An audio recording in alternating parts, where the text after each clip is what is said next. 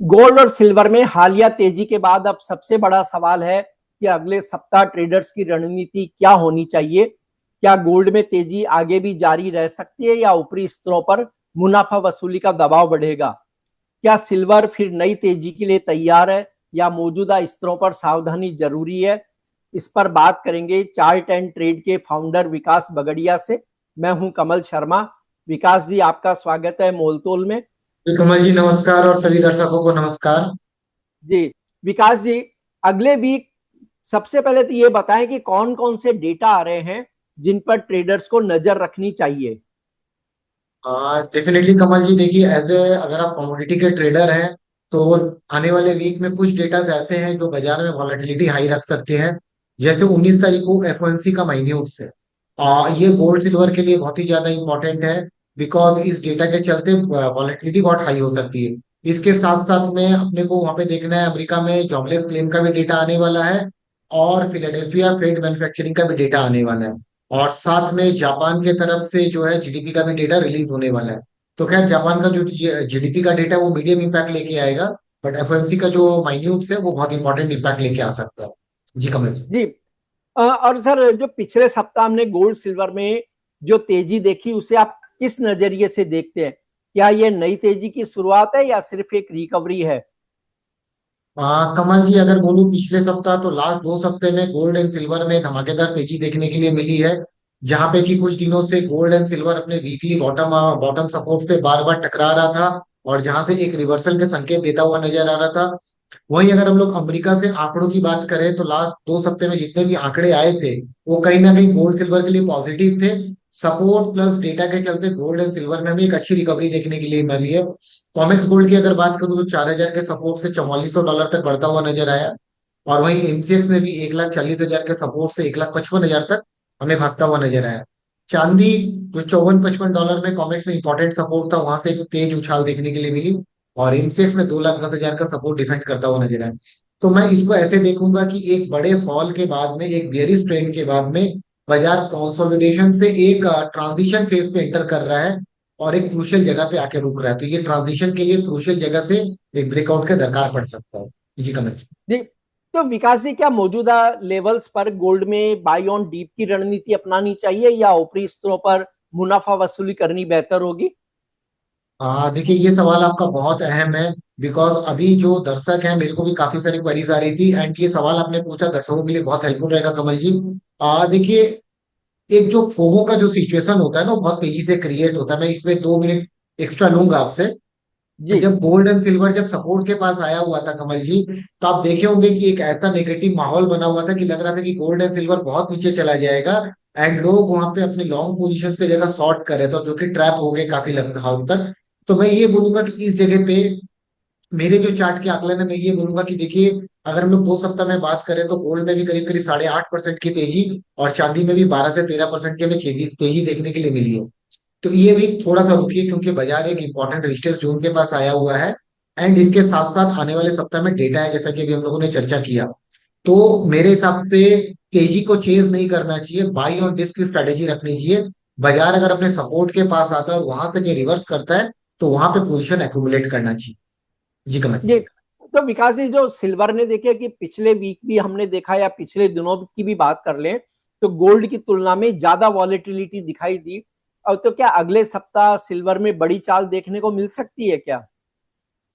जी कमल जी, अगर इस बात को बोलूं तो टेक्निकल लेवल से अगर बोलूं तो डेफिनेटली सिल्वर गोल्ड के कंपेरिजन ज्यादा वॉलेटाइल भी रहा है और आने वाले दिनों में इस पे बड़ा मोमेंटम भी देखने के लिए मिल सकता है।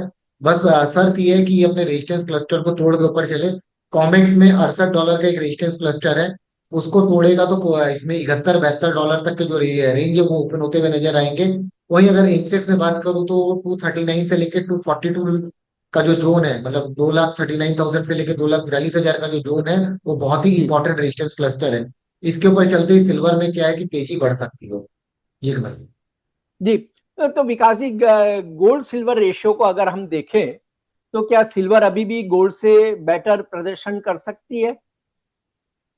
डेफिनेटली अगर करंट क्लोजिंग पे शुक्रवार के क्लोजिंग के भाव के हिसाब से देखें तो जो रेशियो है वो अप्रोक्स 67.4 के करीब बैठ रहा है। तो अगर मैं गलत नहीं हूं तो अगर अगर ये रेशियो अगर इसी रेंज पे रहता है तो करीब करीब सिल्वर जो है गोल्ड के कंपैरिजन थोड़ा सा ज्यादा वॉलेटाइल और थोड़ा सा बेहतर प्रदर्शन कर सकता है। हाँ, अगर ये रेशियो 70 के ऊपर जाता है तब थोड़ा सा सिल्वर पे दबाव देखने के लिए मिल सकता है, थोड़ा सा अंडर परफॉर्मेंस हो सकता है। जी। जी। और अमेरिकी डॉलर में कमजोरी और अमेरिकी बॉन्ड यील्ड में नरमी का बुलियन मार्केट पर कितना पॉजिटिव असर पड़ते हुए देखेंगे हम? हाँ, डेफिनेटली देखिए ये जो बाजार में जो तेजी आई है इसका एक कारण जो है डॉलर इंडेक्स में कमजोरी का भी नतीजा है। जहां पे डॉलर इंडेक्स 101 102 के करीब चल रहा था, जो कि अब 100 के आसपास 100 के नीचे ट्रेड करता हुआ नजर आ रहा है। तो डेफिनेटली अगर देखिए डॉलर इंडेक्स में कमजोरी आती है और बॉन्ड यील्ड पे कमजोरी आती है तो डेफिनेटली ये गोल्ड एंड सिल्वर के लिए जो है और एक बुलिश बुलिश सपोर्ट प्रदान करता हुआ नजर आए। जी। अब विकास जी देखिए, सारी बाजार की नजर जो है सितंबर में फेड की मीटिंग पर है। लोगों को ऐसा लगता है कि फेड की ब्याज दरों की जो है उम्मीद उनकी बदल रही है, और मानते हैं कि फेड से जुड़े अगले संकेत गोल्ड सिल्वर को किस दिशा में ले जा सकते हैं, क्योंकि अब लोगों को यह भी लगने लगा कि फेड शायद ब्याज दरों में बढ़ोतरी न करे। कमल जी, ये बहुत ही बढ़िया सवाल आपने पूछा है। डेफिनेटली देखिए जब केविन वार्ड साहब का पहली बार नाम आया था तो गोल्ड सिल्वर में एक बड़ी गिरावट देखने के लिए मिली थी हमें कुछ महीनों पहले।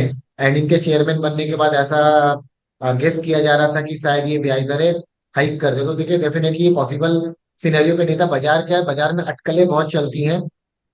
अगर हम लोग केविन वार्ड साहब का स्टेटमेंट बार बार सुने तो केविन वार्ड साहब ने अपने स्टेटमेंट में एक हिंट दिया था कि मैं फॉरवर्ड प्रोजेक्शन नहीं करूंगा एंड मैं एक टास्क फोर्स बनाऊंगा जो कि मूल्यांकन करेंगी चीजों का, उसके बाद हमें सजेशन देगा, उसके बाद हम लोग कोई चीजों पे जाएंगे। तो अब एक टास्क फोर्स जब बनता है तो थोड़ा समय लेता है सारे डेटा को समझने में और स्ट्रक्चर को बनाने में।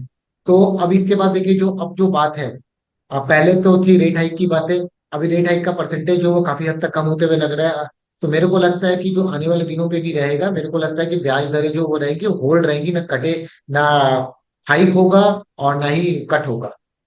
जी। विकास जी, जब हम पिछले सप्ताह के गोल्ड सिल्वर के प्राइस में जिस तरह मूवमेंट हुआ, एक अच्छी उन्होंने ऊपरी स्तर दिखाया, उससे क्या अब लगता है कि आपको कि वेस्ट एशिया में जो जियोपॉलिटिकल टेंशन चल रहा है उसको शायद बाजार अब पूरी तरह डिस्काउंट करने जा रहा है, क्योंकि उन्हें पता है कि ट्रम्प साहब के बयान कभी टिकते नहीं, ईरान उस बात को मानता नहीं जिसको वो कहते हैं। तो इसको क्या अब डिस्काउंट कर रहा है क्या बाजार पूरी तरह?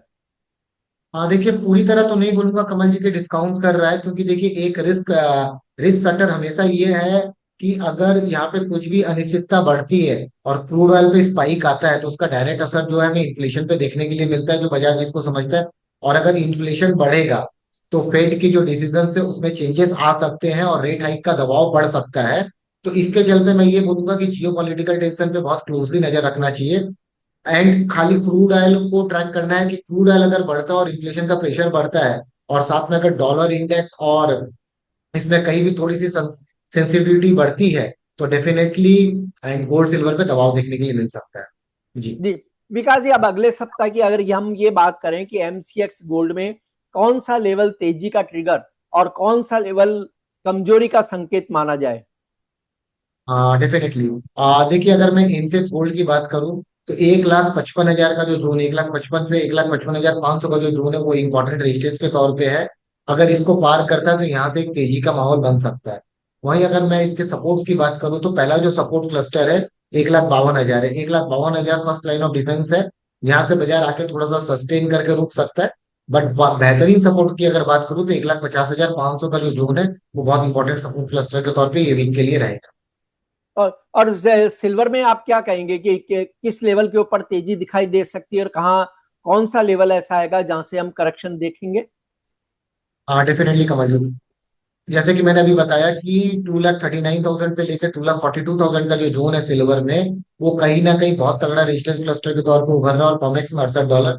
तो मेरे हिसाब से 2,42,000 के ऊपर सस्टेन करता है और थोड़ा देर मेंटेन करता है तो यहाँ से सिल्वर में एक तेजी का माहौल बन सकता है। और वहीं कहीं अगर मैं देखूँ तो 2,28,000 का जो जोन है, अगर ये टूटता है तो सिल्वर में थोड़ा सा प्रॉफिट बुकिंग के साथ साथ करेक्शन देखने के लिए मिल सकता है। जी। विकास जी, यह समय क्या इंट्राडे ट्रेडर्स के लिए ज्यादा बेटर है, या जो थोड़ी लंबी पोजीशन रखना चाहते, चाहे भले वो सप्ताह भर की हो या इससे ज्यादा दिनों की हो, उन्हें ज्यादा फायदा है ट्रेड में अब? हाँ देखिए, करंट जगह पे अगर बात करें तो मैं बोलूंगा कि अभी का जो जोन है वो इंट्राडे ट्रेडर्स के लिए ज्यादा अच्छा है। और अगर अगर बाजार अपने इंपॉर्टेंट सपोर्ट के पास आता है तो वो जगह पोजिशनल ट्रेडर्स के लिए ज्यादा अच्छा है। मैं एक एग्जांपल के साथ समझाना चाहूंगा कि जैसे जब 2,10,000 2,12,000 में चांदी थी, वो इंट्राडे ट्रेडर्स का जोन नहीं था, क्योंकि बाजार 5,000 पॉइंट ऊपर 5,000 पॉइंट नीचे बार बार कर रहा था, जहाँ पे इंट्राडे ट्रेडर्स की स्टॉप लॉसेस हंटिंग हो रही।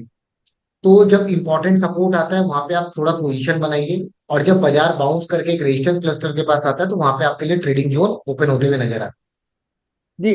और विकास जी, अगर सोमवार को बाजार गैप अप या गैप डाउन खुले तो ट्रेडर्स को तुरंत क्या करना चाहिए, या कंफर्मेशन का इंतजार करना बेटर होगा? है। हाँ कमल जी, देखिए, आप तो अपने प्रश्न के पिटारे से ऐसे अच्छी ऐसी ऐसी मोती निकाल रहे हैं कि जो कि ट्रेडर्स लोगों के लिए बहुत ही वैल्यूएबल है। तो डेफिनेटली देखिए, ये मैं बताऊंगा कि अगर मंडे को गैप अप या गैप डाउन होता है तो पहला 15 मिनट शांति से बैठ जाना चाहिए, बाजार को सेटल होने देना चाहिए। 15 मिनट के बाद बाजार का डायरेक्शन देखिए कि बाजार का डायरेक्शन किस तरफ जा रहा है, और उसके बाद डॉलर इंडेक्स और क्रूड ऑयल की चाल को देखिए। उसके बाद अपनी स्ट्रेटेजी को बनाइए। विकास जी, अगला अंतिम सवाल कि अगले सप्ताह के लिए अगर आपको गोल्ड और सिल्वर में से सिर्फ एक एक ट्रेड चुनना हो तो आपकी रणनीति खुद की क्या होगी? अगर मैं अगले सप्ते के लिए अगर एक एक ट्रेड चुनना चाहूँ तो मैं गोल्ड में बाई ऑन डिप्स की स्ट्रेटेजी पे जाना चाहूंगा। मैं बुलिश ब्रेकआउट को चेज नहीं करूंगा, प्राइस को चेज नहीं करूंगा। एंड मैं कोशिश करूंगा कि गोल्ड अपने इंपॉर्टेंट सपोर्ट के पास आए, 1,50,000 के करीब अगर आता है। एंड वहां पे अगर मैं देखता हूँ कि वीकली प्रीवियस वीक के सपोर्ट रेजिस्टेंस के एसआर को देखता हूँ और वीवैप को देखता हूँ और बाकी मोमेंटम इंडिकेटर्स को देखता हूँ, अगर वो बाई के फेवर करते हैं तो वहां पे मैं गोल्ड में बाई करने की सोचूंगा। और सिल्वर में भी मैं बाई ऑन रिस्क की रणनीति रखना चाहूंगा कि अगर वो 2,30 2,32 के करीब आता है तो मैं 2,28 का जो सपोर्ट है, अगर वो इनवैलिडेट नहीं होता तो मैं उसके सपोर्ट्स पे सिल्वर पे भी बाई की रणनीति रखना चाहूंगा। जी, आपका कोई डिस्क्लेमर विकास जी? डेफिनेटली देखिए, हमारा वीकली पोजीशंस क्लाइंटों को दिया हुआ है, गोल्ड एंड सिल्वर में वो ओपन है। एंड काफी सारे क्लाइंटों के पास पोजीशन हो सकता है। तो अपने वित्तीय सलाहकार से सलाह मशवरा किए बगैर कोई बैंकिंग एक्टिविटी करें। जी। जी, आपका शुक्रिया, धन्यवाद विकास जी। कमोडिटी मार्केट में हर मिनट बदलता है मौका। खबर से पहले संकेत चाहिए? मोल तोल मुनाफे की बात। कमोडिटी ट्रेडर्स का स्मार्ट न्यूज ऐप अभी डाउनलोड करें।